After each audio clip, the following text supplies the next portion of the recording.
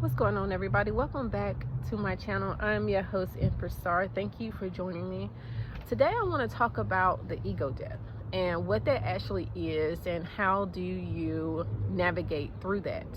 Now, the ego death is similar to the dark night of the soul, where you shed all of this old bad stuff that you've been through, and you go and you heal that. And depending on how much trauma you've been through, depends on how long you are in your dark night of the soul. Some people just throw themselves into it and they're ready to take it on, and some people it takes them a little bit more time because certain things that they have been victim to.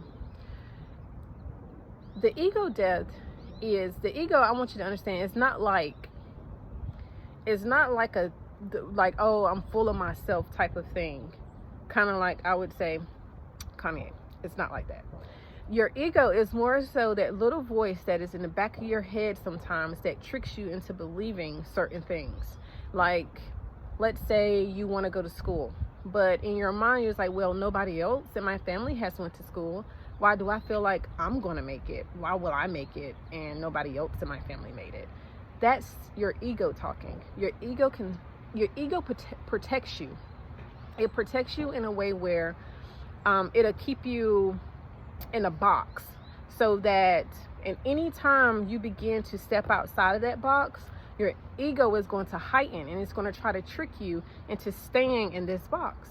So what I want you to understand is that the moment that you start to tell yourself bad things or have negative thoughts about yourself or something that you really want to do, ask yourself if it's really you or if it's your ego trying to protect you.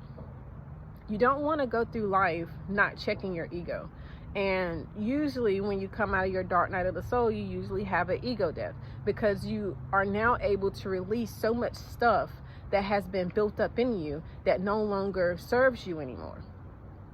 And even though it may seem as though like, well, why would I want to get rid of my ego if it protects me? Because it'll also keep you from growing. It'll also keep you from reaching that next level in your life to where you're supposed to be, because you're so afraid. It keeps you afraid. Again, it keeps you in a box. And you don't want to live that way. I would hope you don't want to live that way.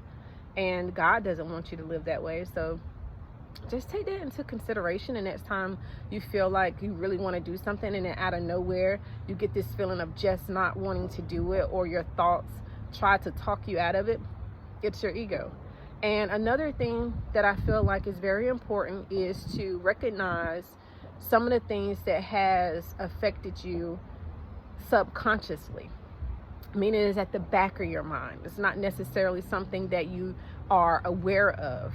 And those things tend to come to the forefront whenever your ego is starting to die.